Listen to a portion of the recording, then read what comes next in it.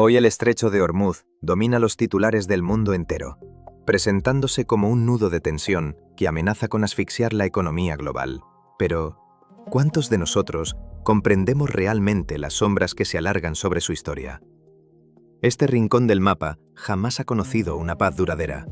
Al sumergirnos en sus crónicas, descubrimos que desde el siglo XVI, este corredor marítimo se ha transformado repetidamente en un campo de batalla brutal y despiadado. Las aguas turquesas del Golfo esconden secretos de acero, restos de imponentes buques de guerra y colosales petroleros que un día fueron orgullo de sus naciones, y hoy no son más que esqueletos oxidados en el fondo del mar. La tragedia en estas aguas no discrimina entre uniformes y ciudadanos de a pie. No solo han caído aeronaves militares en el fragor del combate, sino que incluso aviones civiles, llenos de familias y sueños, han sido borrados del cielo por errores o decisiones fatales que dejaron cientos de personas que nunca regresaron a sus hogares. Es escalofriante pensar que este paso tiene apenas 33 kilómetros en su punto más estrecho, una distancia mínima que, sin embargo, ha sido objeto de deseo y codicia tanto para los imperios de la antigüedad como para las potencias modernas de nuestra era. Acompáñenme mientras exploramos juntos los misterios y la turbulenta historia que envuelve al estrecho de Ormuz. Mucho antes de que el estruendo de los cañones le diera su fama actual, Ormuz fue una creación fascinante de la geología más pura. Surgió en la violenta zona de colisión donde la placa arábiga choca contra la inmensa placa de Eurasia en un pulso eterno que ha durado eones. Allí, la presión tectónica inimaginable plegó las costas y levantó las montañas, dando forma definitiva a la puerta de entrada del Golfo Pérsico. Durante millones de años, la deformación de la corteza terrestre talló con paciencia los márgenes de lo que hoy conocemos como este corredor marítimo vital. Es como si la naturaleza misma hubiera diseñado un escenario destinado a ser el epicentro de las grandes disputas de la humanidad. Con el paso de las eras, el cambio constante en los niveles del mar terminó por refinar el pasaje hasta darle su contorno moderno, ese que hoy vemos con temor en las imágenes satelitales. Un canal estrecho y profundo permaneció como el único vínculo real entre las aguas del Golfo Pérsico y el Golfo de Omán, una herida de agua que conecta dos mundos distintos. A medida que el comercio marítimo comenzó a expandirse y las rutas de seda y especias cobraron importancia, las potencias navales del mundo empezaron a mirar este paso con ojos muy distintos. Ya no era solo un accidente geográfico o un paisaje remoto, sino una pieza clave en el tablero de ajedrez del poder global, donde cada ola cuenta una historia. Lo que comenzó siendo un simple estrecho natural, pronto se transformó en un punto crítico de control, acceso, presión y exclusión total para cualquiera que no tuviera el favor de los poderosos.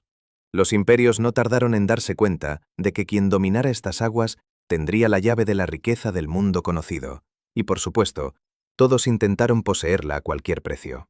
Fue en el año 1507 cuando los portugueses, impulsados por su ambición expansionista, decidieron moverse para reclamar Ormuz como propio. Es justo en ese momento, en los albores del siglo XVI, donde comienza verdaderamente la inquietante historia humana de este lugar, una crónica marcada por la conquista. En aquel lejano 1507, el nombre de Afonso de Albuquerque quedó grabado a fuego en la historia de la región. Como general portugués y conquistador implacable de los mares, Albuquerque se convirtió en una de las figuras más determinantes en la expansión de Portugal hacia el inmenso Océano Índico durante los inicios del siglo XVI. Tenía una visión estratégica que pocos de sus contemporáneos podían igualar, y no dudó en emplear la fuerza más brutal para imponer la voluntad de su corona en tierras desconocidas. Su llegada a estas aguas no fue una visita de cortesía, sino el inicio de una era de dominio europeo que cambiaría el destino de Oriente Medio para siempre, dejando huellas. En aquella época, el estrecho de Ormuz estaba bajo la tutela del Reino de Ormuz, una entidad marítima y comercial que gozaba de una independencia relativa y una prosperidad que era la envidia de sus vecinos. Controlar Ormuz no era simplemente dominar un pedazo de tierra árida bajo el sol, significaba tener el control absoluto sobre un punto de tránsito crucial que vinculaba las riquezas del Golfo Pérsico con las rutas oceánicas más vastas de la India y el lejano Oriente. Era el corazón palpitante del comercio regional, un lugar donde las culturas y las mercancías más exóticas se mezclaban. Pero esa misma riqueza fue la que atrajo a los depredadores imperiales, convirtiendo su bendición en su caída. Al llegar a Ormuz a finales de septiembre, Albuquerque no perdió tiempo en sutilezas diplomáticas y exigió que el reino se sometiera de inmediato a la autoridad absoluta del rey de Portugal. Cuando las negociaciones se rompieron ante la negativa de los gobernantes locales a entregar su soberanía, los cañoneros portugueses abrieron fuego sin piedad alguna. Fue una carnicería unilateral que destruyó gran parte de la flota de Ormuz, una armada que irónicamente había sido diseñada y utilizada casi exclusivamente para fines comerciales y no para la guerra a gran escala. La superioridad tecnológica de los europeos se impuso con una violencia que dejó a la ciudad en llamas y a sus habitantes sumidos. Tras la caída de sus defensas, Ormuz fue finalmente capturada, y sus gobernantes se vieron obligados a aceptar condiciones humillantes para sobrevivir. Tuvieron que pagar tributos constantes, eximir a los comerciantes portugueses de cualquier tipo de impuesto y permitir la construcción de una imponente fortaleza en la isla que serviría como recordatorio eterno de su sumisión. Este movimiento estratégico insertó a Ormuz en la creciente y poderosa cadena de posiciones marítimas fortificadas de Portugal, que se extendía como una telaraña por todo el mundo conocido. Desde ese momento, la libertad de Ormuz quedó encadenada a los intereses de una potencia lejana, marcando el inicio de un ciclo oscuro. Esta fue la primera señal clara de la militarización en la línea de tiempo de Ormuz, un presagio de lo que vendría en los siglos posteriores. La presencia portuguesa en la región perduró por más de 100 años, desde 1507 hasta 1622, manteniendo un puño de hierro sobre todo lo que flotaba en esas aguas.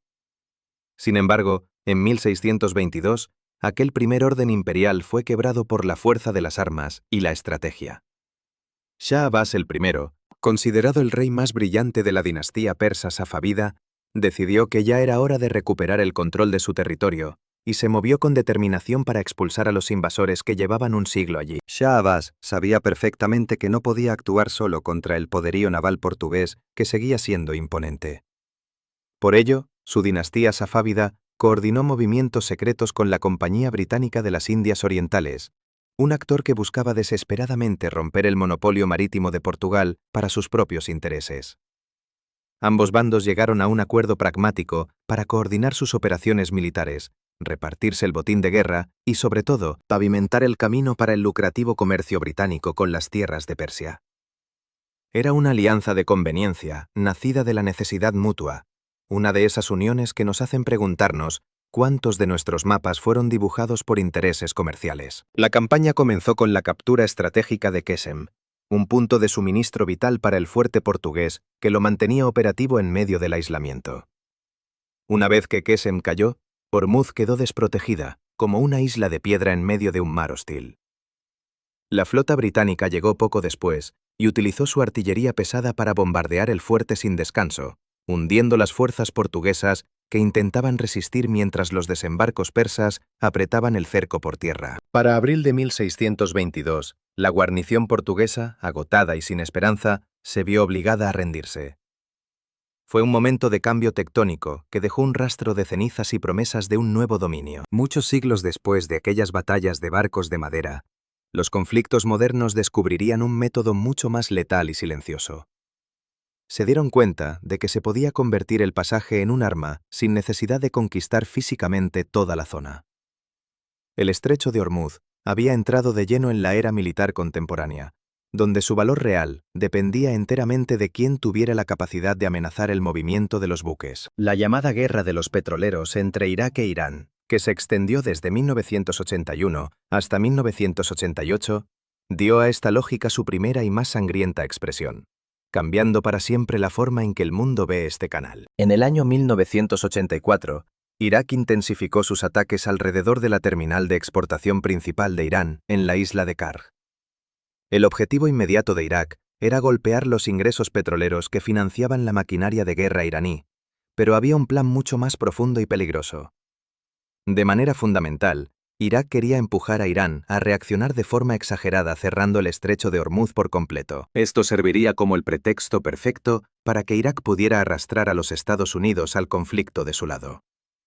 Es un juego de sombras, donde las decisiones se toman en despachos distantes mientras los barcos arden en el horizonte, una táctica arriesgada. Entre 1984 y 1987, los petroleros y buques comerciales vivieron bajo una amenaza recurrente que los acechaba desde las profundidades. Irán comenzó a atacar embarcaciones vinculadas a Kuwait y otros estados árabes del Golfo que habían respaldado política y financieramente a Irak.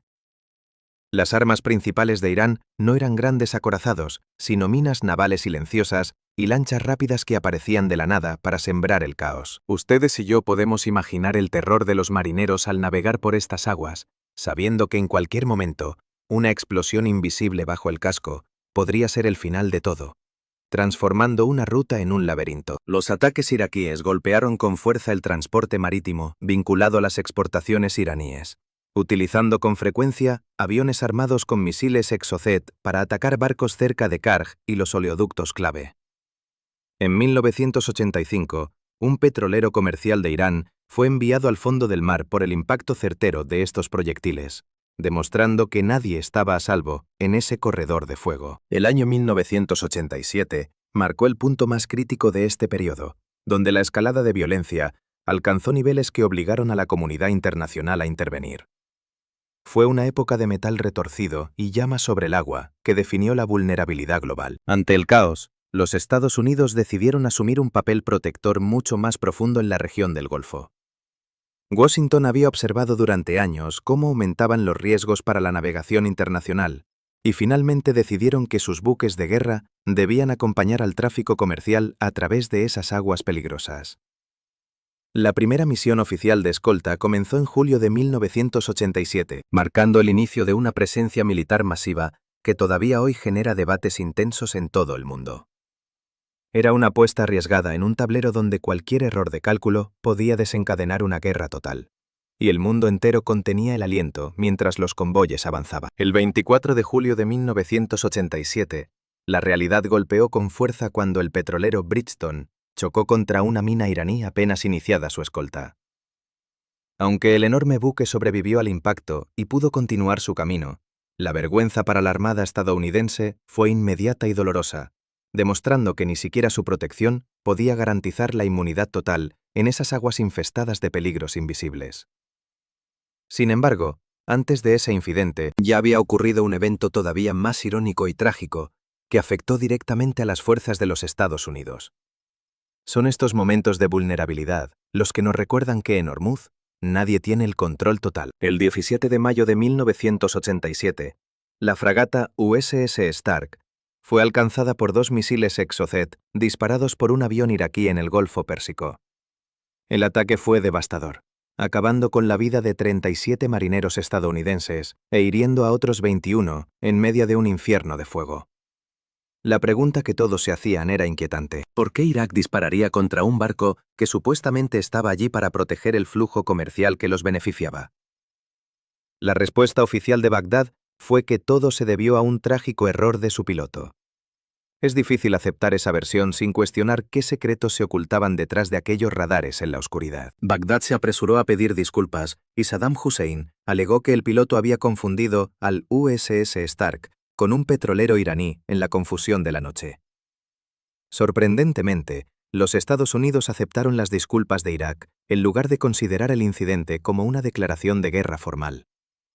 Pero la calma duró poco, ya que en octubre de 1987, el buque Sea Isle City fue alcanzado por un misil Silkworm frente a las costas de Kuwait. Estos ataques sucesivos demostraron que el estrecho se había convertido en un campo de tiro, donde cualquier barco era un objetivo potencial en una guerra que parecía no tener límites ni reglas claras para nadie involucrado. Esto provocó que los Estados Unidos tomaran represalias destruyendo 2 instalaciones iraníes en la llamada Operación Nimble Archer. Sin embargo, la confrontación se agudizó de forma abrupta el 14 de abril de 1988.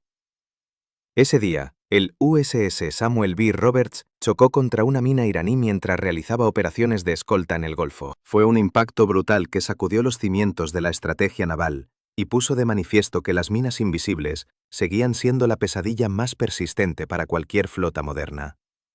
Este evento fue la chispa definitiva que encendió una de las batallas navales más grandes de la era moderna. Un choque directo por el control. La explosión abrió un agujero inmenso en el casco e inundó la sala de máquinas, rompiendo incluso la quilla del barco. Un daño estructural tan grave que fácilmente podría haberlo enviado al fondo del océano en pocos minutos. Por fortuna, Aunque 10 marineros resultaron heridos, ninguno perdió la vida en el incidente. La respuesta de los Estados Unidos fue inmediata y contundente. El 18 de abril de 1988, iniciaron la Operación Mantis en Religiosa. Lo que comenzó como una misión de castigo, pronto se transformó en un enfrentamiento a gran escala que puso a prueba la capacidad de respuesta de ambas naciones, en un escenario donde el aire olía a pólvora y miedo. Esta fue una represalia directa tras el minado del Samuel B. Roberts, y las fuerzas navales estadounidenses atacaron múltiples objetivos iraníes en el Golfo, centrándose en las plataformas petroleras que eran utilizadas con fines militares.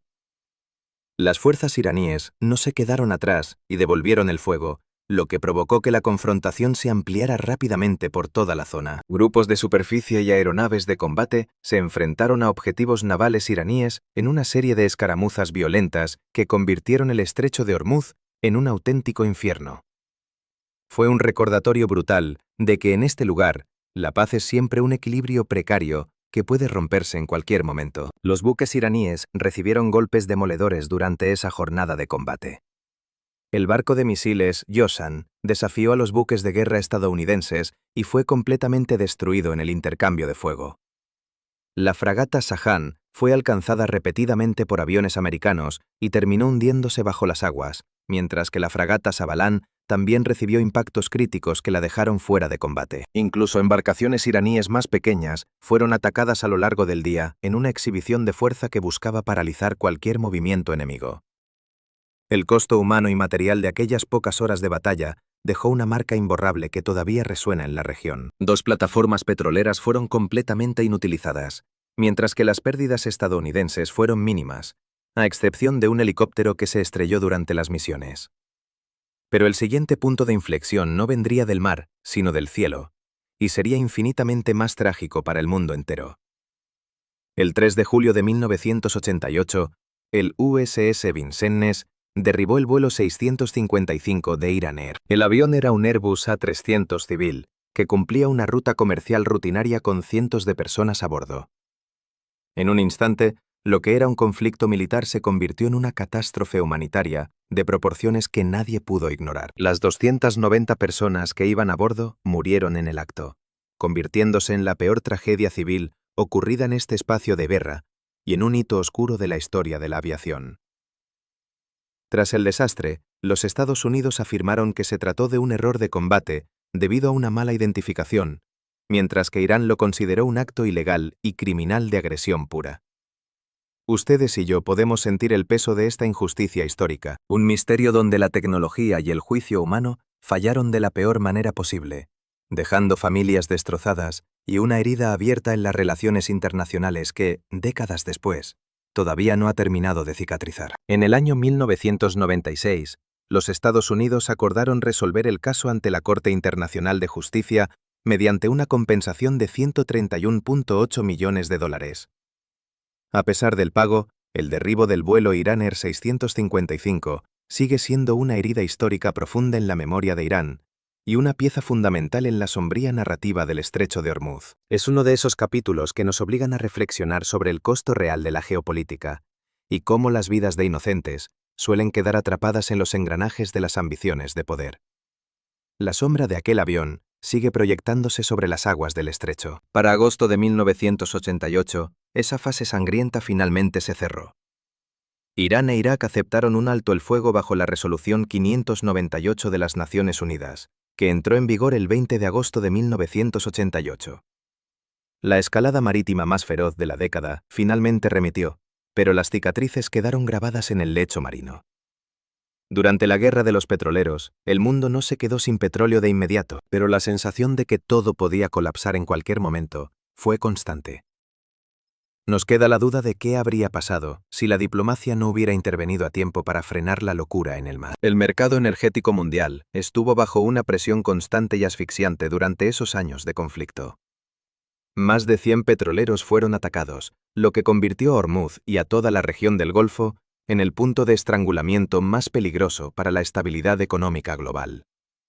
Además del petróleo, otros productos básicos se vieron afectados indirectamente por el aumento desmesurado de los costos de envío y los seguros marítimos, que se dispararon ante el riesgo de destrucción. Es un ejemplo perfecto de cómo un conflicto en un pequeño rincón del mapa puede hacer que el mundo entero tiemble, recordándonos lo interconectados y terriblemente frágiles que somos en realidad. En el año 2011, las tensiones entre Irán y las potencias occidentales volvieron a subir peligrosamente debido a las sanciones. El 27 de diciembre, el primer vicepresidente iraní, Mohammad Reza Rahimi, lanzó una advertencia que heló la sangre de los mercados. Dijo que no pasaría ni una gota de petróleo por Hormuz si las sanciones golpeaban el crudo de su país. Ni una sola gota, enfatizó para que el mensaje quedara claro. Esta amenaza directa volvió a poner el foco del mundo sobre el estrecho, demostrando que el pasado nunca se queda realmente atrás y que las viejas tácticas de presión siguen siendo tan efectivas como peligrosas en el tablero internacional actual. Esas palabras tuvieron un impacto inmediato para todos los exportadores del Golfo que comparten esa vía navegable vital. Naciones como Arabia Saudita, Kuwait, Irak, Qatar y los Emiratos Árabes Unidos dependen casi por completo de este paso para mantener sus economías a flote. Su crudo y sus condensados deben moverse obligatoriamente a través de este mismo canal estrecho, por lo que cualquier amenaza de interrupción afecta sus rutas de exportación al instante. Pero el efecto no se detiene allí, ya que golpea con fuerza a los compradores asiáticos que están mucho más allá del Golfo. Hoy, mientras miramos hacia el futuro, la pregunta sigue en el aire. ¿Será Hormuz algún día un lugar de paz? Imagine por un momento el pulso constante de la economía global, un latido que depende enteramente de arterias invisibles extendidas sobre el vasto océano.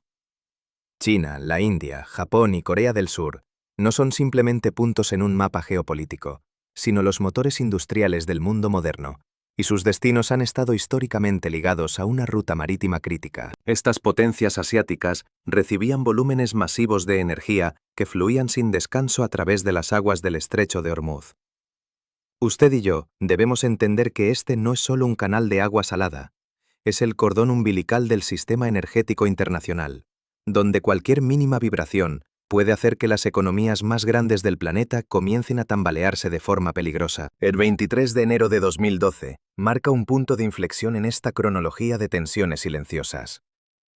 Ese día, la Unión Europea tomó la drástica decisión de prohibir todas las importaciones de petróleo iraní, una medida diseñada para asfixiar financieramente a Teherán. La respuesta no se hizo esperar. Casi de inmediato, un legislador iraní lanzó una advertencia que resonaría en las cancillerías de todo el mundo.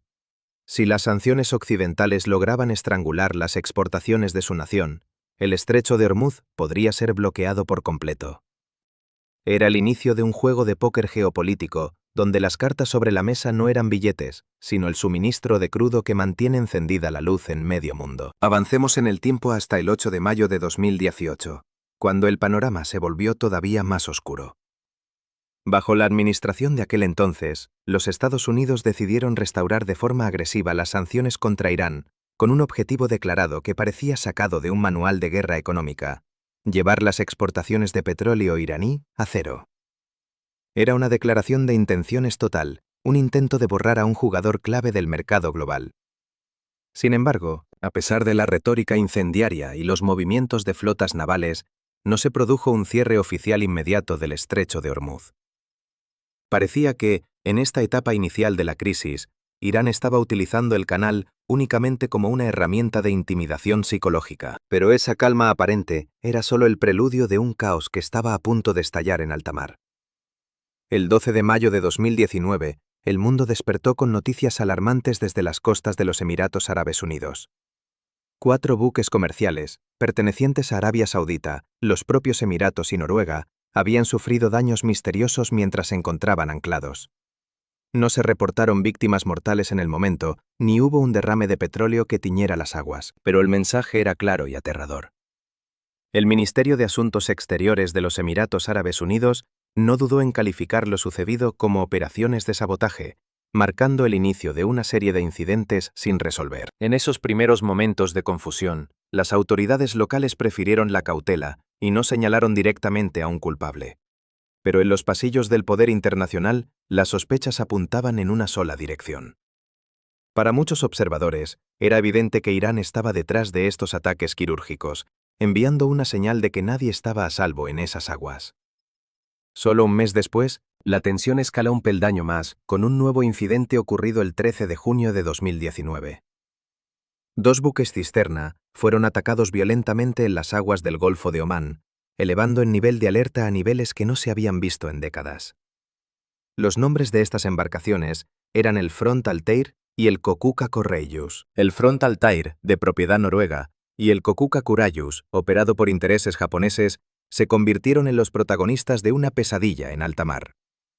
Ambos barcos sufrieron explosiones devastadoras y daños estructurales severos mientras navegaban, obligando a sus tripulaciones a enfrentarse al fuego y al pánico. La responsabilidad del ataque se convirtió en un campo de batalla diplomático casi de inmediato. Los Estados Unidos señalaron directamente a Teherán, presentando pruebas de vídeo que supuestamente mostraban a fuerzas iraníes retirando una mina Lapa sin explotar del casco de uno de los barcos. Por su parte, Irán negó tajantemente cualquier implicación, calificando las acusaciones de montajes malintencionados. La sombra de la duda y el misterio envolvía cada centímetro de esas aguas. Pero el 19 de julio de 2019, Irán decidió que ya no necesitaba esconderse en las sombras de la negación. En un acto audaz y público, sus fuerzas capturaron directamente un petrolero comercial que navegaba por la zona. El buque interceptado fue el Stena Impero, una embarcación de propiedad sueca pero que navegaba bajo la bandera británica. Esta acción no fue un error ni un accidente, sino una maniobra calculada que fue reportada masivamente por los medios de comunicación de todo el mundo. El abordaje, realizado con helicópteros y lanchas rápidas, fue una demostración de fuerza que dejó claro quién dominaba la entrada al Golfo. Si buscamos el motivo detrás de esta captura, debemos mirar hacia el Estrecho de Gibraltar. Apenas unas semanas antes, Gran Bretaña había detenido un petrolero iraní bajo la sospecha de que transportaba crudo hacia Siria, violando las sanciones internacionales. La captura del Stena Impero fue, a todas luces, una represalia directa. Pero el juego del gato y el ratón no terminó ahí. El 29 de julio de 2021, otro incidente sacudió la región cuando el buque Mercer Street fue atacado frente a las costas de Omán. Esta vez, el barco era un petrolero de productos químicos de propiedad japonesa y bandera liberiana, gestionado por la empresa Zodiac Maritime, vinculada a intereses empresariales de Israel. Lo que hizo que el ataque al Mercer Street fuera especialmente inquietante fue el método utilizado. Se trató de un ataque con drones suicidas que impactaron directamente contra la estructura del buque. Fue un recordatorio sangriento de cómo la tecnología estaba cambiando las reglas del enfrentamiento en el Estrecho de Ormuz. Menos de una semana después de este evento, el 3 de agosto de 2021, se produjo un nuevo incidente con la captura del Asphalt Princess. Este barco, que transportaba asfalto y betún bajo la bandera de Panamá, fue abordado por individuos armados en una operación que fuentes de seguridad marítima no dudaron en atribuir a fuerzas respaldadas por el gobierno de Irán. A pesar de la evidencia circunstancial, Irán volvió a recurrir a su retórica habitual de negación total. Sin embargo, los hechos en el agua contaban una historia diferente y mucho más agresiva. El 27 de mayo de 2022, Irán capturó dos petroleros griegos en las aguas del Golfo, el Delta Poseidon y el Prudent Warrior. Ambos eran buques comerciales bajo gestión griega que se vieron atrapados en medio de una disputa legal y política mucho más amplia. Tras meses de intensas negociaciones diplomáticas, estos dos barcos fueron finalmente liberados en noviembre de ese mismo año. Pero el mensaje de vulnerabilidad ya había sido enviado a todas las flotas mercantes que operan en la región. El ciclo de capturas y tensiones continuó su marcha inexorable. El 27 de abril de 2023, las fuerzas iraníes se apoderaron del petrolero Advantage Suite en las aguas del Golfo de Omán, un buque que navegaba bajo la bandera de las Islas Marshall. Solo 6 días después de este incidente, el 3 de mayo, el Niobe, un petrolero con bandera de Panamá, fue interceptado y capturado por la Armada de la Guardia Revolucionaria de Irán. La rapidez entre estos dos eventos sugería una coordinación militar precisa y una voluntad de mantener la presión al máximo nivel posible. Para este punto, el Estrecho de Ormuz ya no era solo una ruta comercial, sino un tablero de ajedrez donde cada movimiento podía desencadenar una crisis. Al llegar el año 2024, la estrategia de capturas no disminuyó, sino que sumó dos nuevos nombres a la lista de embarcaciones retenidas. El Saint Nicholas, de propiedad griega y bandera de las Islas Marshall, y el MSC Aries, bajo pabellón portugués, fueron los objetivos más recientes. Al analizar esta serie ininterrumpida de ataques y capturas, los expertos en geopolítica han identificado que Irán está persiguiendo 4 objetivos estratégicos muy claros.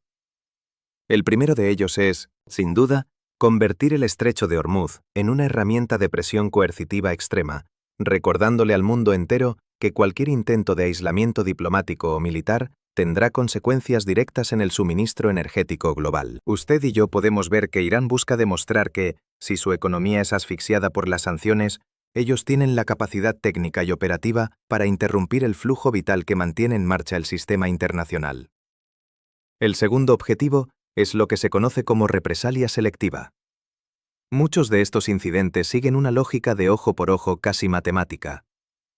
El caso del Stena Impero en 2019 es el ejemplo perfecto, ocurriendo justo después de que el Reino Unido detuviera al Grace One. De la misma manera, la captura de los petroleros griegos en 2022 fue una respuesta directa a la incautación de petróleo iraní en una disputa legal que involucraba a los Estados Unidos y sus aliados. El tercer pilar de esta estrategia es la disuasión y la demostración de control operativo absoluto sobre el terreno. Al interceptar barcos con tal precisión quirúrgica en o cerca de Hormuz, Irán está enviando una señal potente. Ellos son los que dictan las reglas en la puerta de entrada al Golfo Pérsico. Quieren dejar claro que pueden imponer su voluntad sin necesidad de escalar hacia una guerra abierta total, utilizando la zona como un laboratorio de conflicto de baja intensidad. Por último, el cuarto objetivo es el uso de estos barcos y del propio estrecho como una forma de rehenes estratégicos. Es una moneda de cambio muy valiosa para aumentar su influencia en las negociaciones sobre el programa nuclear y las sanciones económicas. El panorama se volvió todavía más explosivo el 28 de febrero de 2026, cuando ataques conjuntos de los Estados Unidos e Israel impactaron objetivos dentro de territorio iraní. La respuesta de Teherán no se hizo esperar y fue dirigida al corazón de la infraestructura energética de la región. Tras un ataque israelí al campo de gas de South Pars el 18 de marzo, Irán contraatacó con misiles contra las instalaciones de energía del Golfo. Como consecuencia directa de esta escalada violenta, la planta de procesamiento de gas de Habshan, en los Emiratos Árabes Unidos, tuvo que cerrar sus puertas el 19 de marzo, dejando a la región sumida en una incertidumbre técnica y económica sin precedentes. La empresa petrolera estatal ADNOC tuvo que realizar ajustes de emergencia en sus flujos de producción y exportación debido a las graves interrupciones en el tránsito por el estrecho. El 19 de marzo de 2026, la Organización Marítima Internacional emitió su llamado más urgente hasta la fecha, solicitando la creación inmediata de un corredor marítimo seguro para evitar una catástrofe humanitaria y económica. Cerca de 20.000 marineros se encontraban varados al oeste del estrecho de Hormuz, atrapados en un limbo peligroso a bordo de casi 2.000 barcos comerciales. Alrededor de 20 de estas embarcaciones ya habían sufrido ataques directos como parte de las represalias cruzadas entre las potencias. El costo humano de este conflicto en las sombras empezó a manifestarse de forma trágica, con al menos 7 marineros confirmados como fallecidos en estos enfrentamientos. Mientras tanto, el impacto económico se volvió severo y se sintió en cada gasolinera del mundo. Los precios del crudo Brent se dispararon un 55%, alcanzando los $110 por barril, mientras que el WTI aumentó un 50% hasta rozar los $99. Goldman Sachs tuvo que revisar al alza sus pronósticos debido al riesgo inminente de una interrupción prolongada en Hormuz, advirtiendo que la volatilidad extrema se convertiría en la nueva norma para los mercados de energía globales. China, el mayor importador de petróleo del mundo, se vio obligada a limitar los aumentos de precios de la gasolina a nivel nacional para intentar mitigar el choque brutal que esto suponía para su propia economía interna.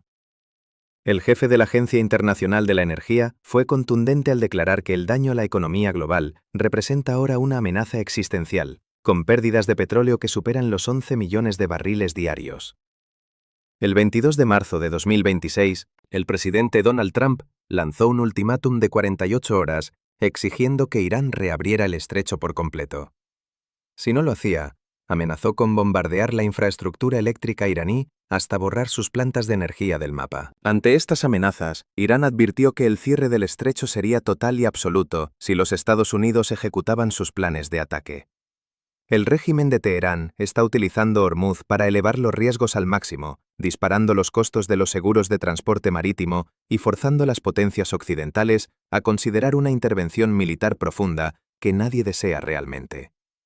Esta táctica de usar el caos como palanca parece ser efectiva a corto plazo, pero surge una pregunta inquietante que usted y yo debemos hacernos. ¿Puede mantenerse este equilibrio del terror indefinidamente? Muchos analistas sugieren que a largo plazo, este efecto es insostenible y terminará por devorar a sus propios creadores. Al final del día, Irán también se está perjudicando a sí mismo, ya que la inestabilidad en Hormuz interrumpe la misma región de exportación de la que depende su propia supervivencia económica. Cuanto más dure este bloqueo, más se incentiva a los Estados Unidos y a otras naciones a aumentar su presencia militar permanente en la zona. Reuters ha informado que Washington está considerando opciones mucho más contundentes para forzar la reapertura total del estrecho, lo que sugiere que esta táctica difícilmente será una estrategia ganadora a largo plazo. Hormuz ayuda a Irán a ganar influencia momentánea, pero a cambio de un aislamiento internacional cada vez más profundo y un riesgo creciente de un contraataque devastador. El estrecho de Hormuz sigue siendo esa pequeña franja de agua que soporta el peso inmenso de la influencia global. Un lugar codiciado y temido por todas las grandes potencias. Parece que su historia, escrita con humo, fuego y conflicto, continuará proyectándose hacia el futuro como un punto estratégico de poder, pero también como una maldición recurrente de guerra. Si este recorrido por las aguas turbulentas del Golfo le ha permitido obtener una perspectiva más profunda sobre las complejidades de nuestro mundo, le invito a que siga con nosotros y se suscriba al canal para no perderse nuestras próximas investigaciones. Muchas gracias por acompañarnos y nos vemos muy pronto en nuestro siguiente viaje.